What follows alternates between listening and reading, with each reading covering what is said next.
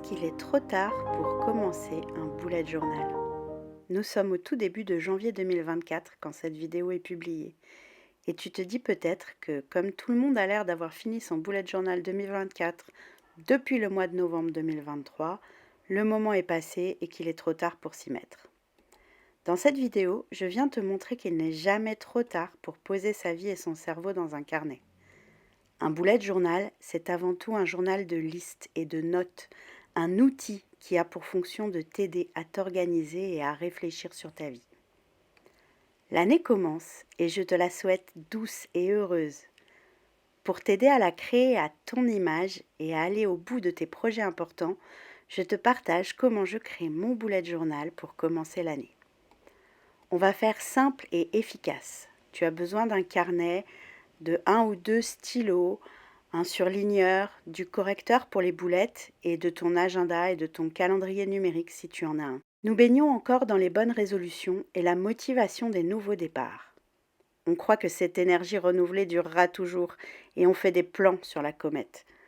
En réalité, l'année commence souvent avec beaucoup de fatigue. Passer le mois de décembre à courir dans tous les sens, à boire, à manger trop gras, trop sucré, à stresser, c'est pas la recette de la pleine forme. Le monde merveilleux du marketing nous a même inventé un concept autour de cette fatigue de janvier, le Blue Monday, le lundi le plus déprimant de l'année. Basé sur une formule rocambolesque complètement inventée selon l'aveu même de son auteur, les premiers lundis de l'année cumuleraient le mauvais temps, les bourses vides après les fêtes et la paye qui n'est pas encore tombée pour avoir la palme du jour le plus pourri de l'année. Mais rien de tout ça n'est vrai. Les lundis de janvier ne sont pas statistiquement les jours où les gens dépriment le plus.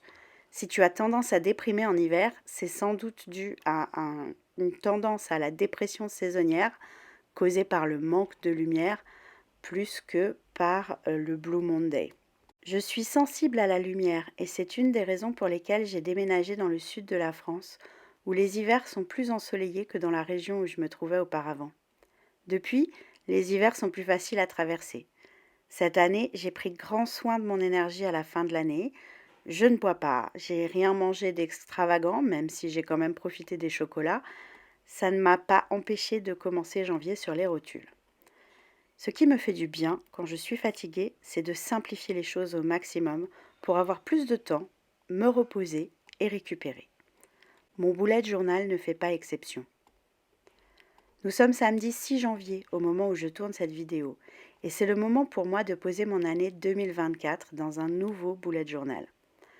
Je t'emmène avec moi dans un setup simple et relativement rapide. J'ai mis 1 heure à le mettre en place à peu près et je vais encore passer un peu de temps à le remplir aujourd'hui et ce sera bon. Je commence souvent mon journal à des moments random de l'année, voire du mois, et c'est ça la beauté du bullet journal. Tu le commences quand tu veux et tu mets dedans ce que tu veux. C'est la beauté, mais c'est aussi la difficulté. J'ai vu fleurir sur les réseaux sociaux les vidéos de J'arrête le bougeot, et je comprends. Quand on tape bullet journal dans un moteur de recherche, on est submergé de journaux artistiquement décorés. C'est magnifique et la démarche est légitime. Si tu es une personne créative mais que tu n'as pas de place dans ta vie pour l'exprimer, prendre le temps de décorer ton carnet et en profiter pour renouer avec ta créativité, c'est une super idée. Mais ce n'est pas une idée pour tout le monde et à n'importe quel moment de sa vie. Parfois, on a juste besoin de s'organiser rapidement et efficacement. On a juste besoin de poser son cerveau et d'organiser tout ce bazar. Ici, je veux te montrer que tu peux faire simple et rapide, que tu peux te tromper, que tu peux raturer. Ce n'est pas grave et ça ne le sera jamais. Est-ce que tu as déjà vu les notes de nos artistes à travers l'histoire? C'est un capharnaüm. Une chatte n'y retrouverait pas ses petits, mais ils s'y retrouvaient sans problème.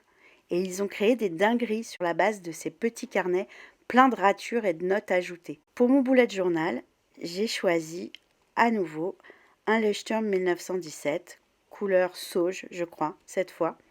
J'ai décidé de mettre un peu de vert dans ma vie. J'aime la solidité de ce carnet et le fait qu'il me permet d'écrire n'importe où et dans n'importe quelle position ou presque.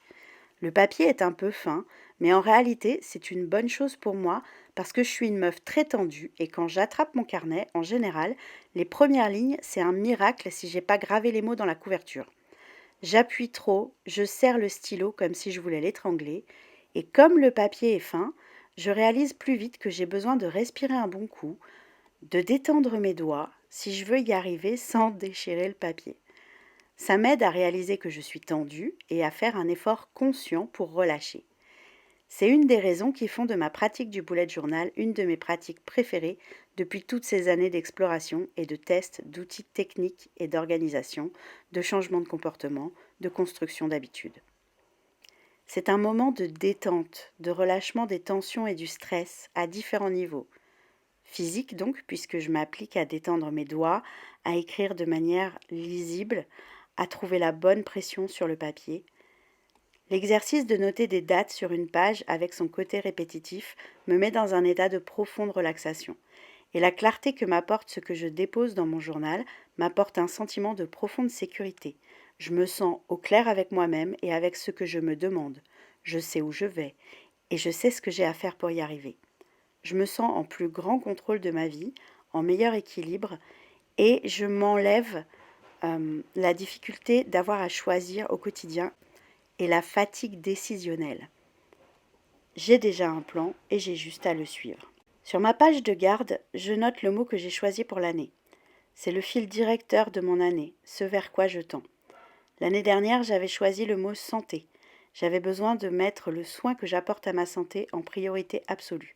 J'avais besoin de tout reprendre, du suivi médical aux habitudes saines, de dépasser un gros blocage plein de croyances et de limitations pour me sentir à nouveau en bonne relation avec ma santé, mon corps et mon âme.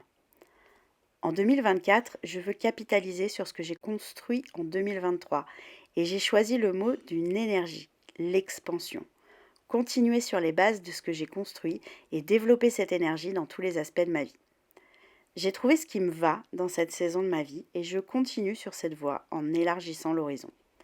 Mon thème de l'année, c'est le mot qui représente ce qui m'aidera le plus à atteindre mes objectifs de cette année dans tous les aspects de ma vie. Cette année, j'ai choisi la régularité. Parce que oui, la vie, c'est des hauts et des bas, mais sans répétition d'action, il ne se passe pas grand-chose. Mes routines fonctionnent parce que je les répète sur une base régulière et disparaissent à l'instant où la régularité s'étiole. Qu'est-ce qui va t'aider à atteindre tes objectifs cette année?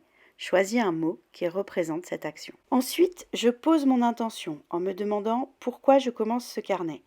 Comment cet outil va me servir? Parce que de cette question dépend ce que tu vas noter en priorité dans ce carnet. Quelle page tu vas créer? Comment?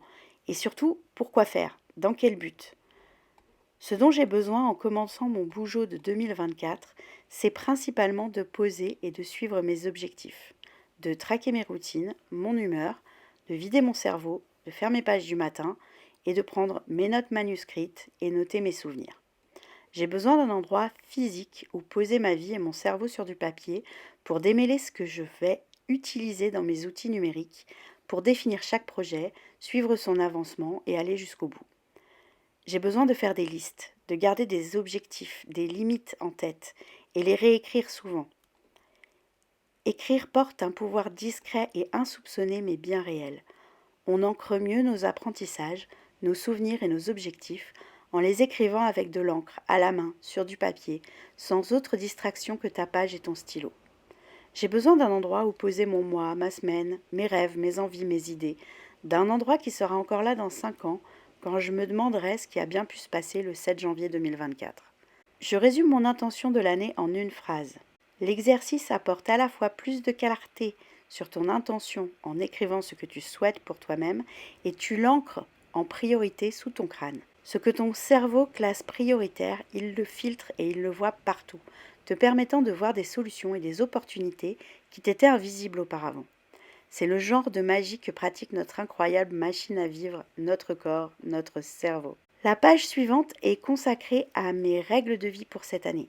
Si tu veux en savoir plus pour créer les tiennes, tu trouveras toutes les infos dans la lettre multipossible que j'envoie tous les samedis sur Patreon. C'est entièrement gratuit, tu peux t'abonner à mon compte pour recevoir les prochaines. Le lien de la lettre sur les règles de vie est dans la description de la vidéo. Ensuite, j'aime bien commencer par la liste de mes grands rêves. Je la réécris régulièrement pour me les remettre en tête, parfois mettre la liste à jour, parce que dans la vie on change, en tout cas je te le souhaite, et que les rêves changent aussi du coup. Et il y a aussi les rêves qui n'arriveront jamais et avec qui il faut faire la paix. Il y a les nouveaux rêves qui font vibrer, les anciens rêves que tu lâcheras jamais. Et se remettre ces rêves en tête, c'est le premier pas pour se donner la permission de rêver. Dans tous ces rêves, j'en choisis 3 sur lesquels mettre l'accent cette année. Ensuite, je pose les 3 grands projets qui vont m'aider à avancer vers un de ces rêves. Et pour terminer, je note mes 3 grandes priorités sur l'année, celles sur lesquelles je ne négocierai pas. Ensuite, je passe à l'étape hypnotique, donc une page de l'année.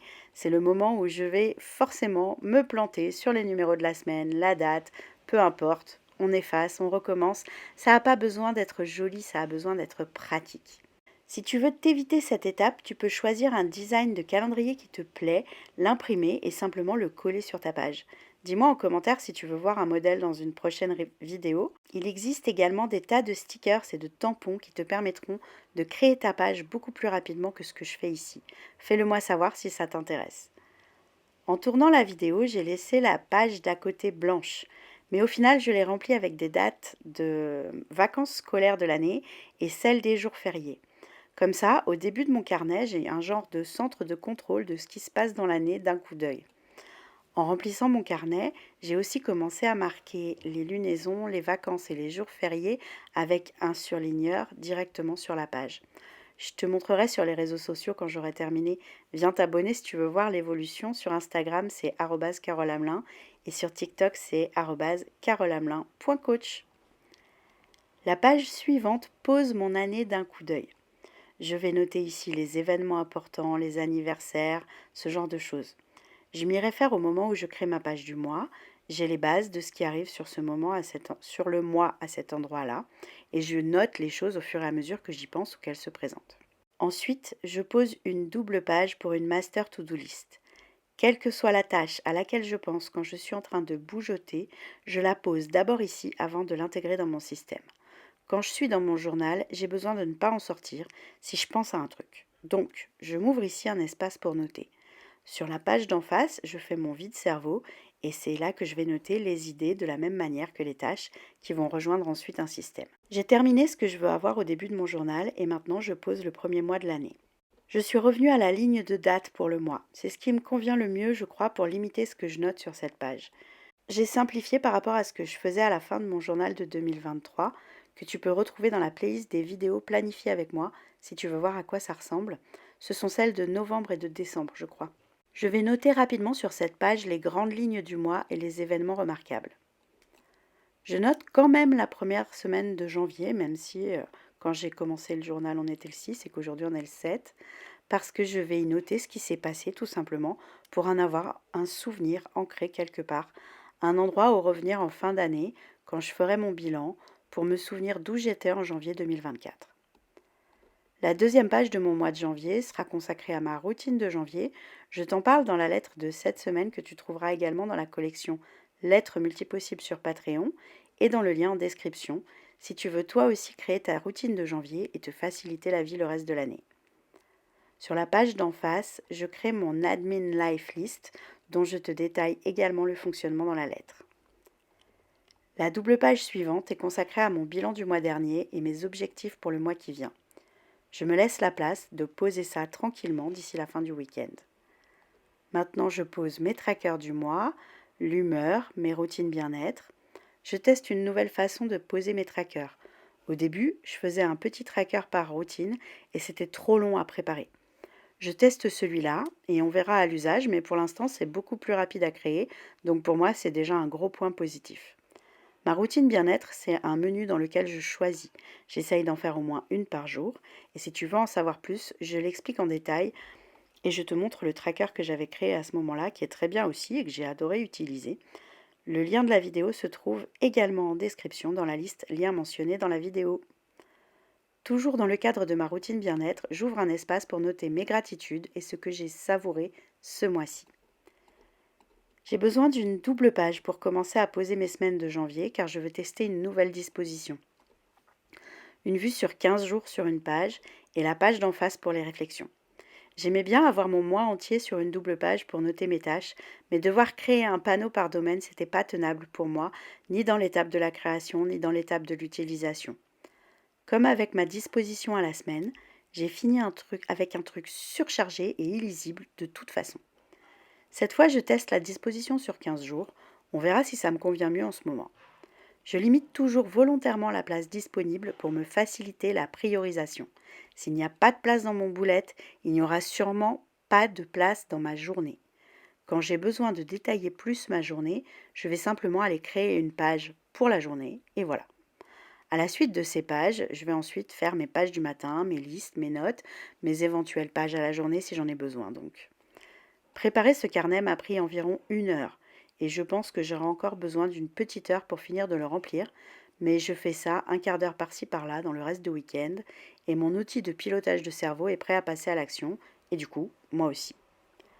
Après avoir posé les grandes lignes de ce que tu veux faire dans ton carnet, c'est le moment d'attraper ton agenda et de noter dans ton carnet les dates, les événements, les deadlines, de prendre un peu de temps pour répondre aux questions et remplir le journal avec tes réflexions, tes projets, tes objectifs, découper tout ça en tâches pour ton mois, puis pour ta semaine.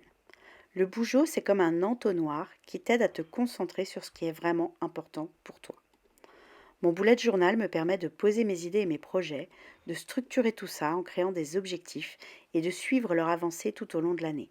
Je n'utilise pas que le bullet journal pour m'organiser, mais c'est mon outil premier, celui par lequel je commence et sur lequel je reviens en cas de doute.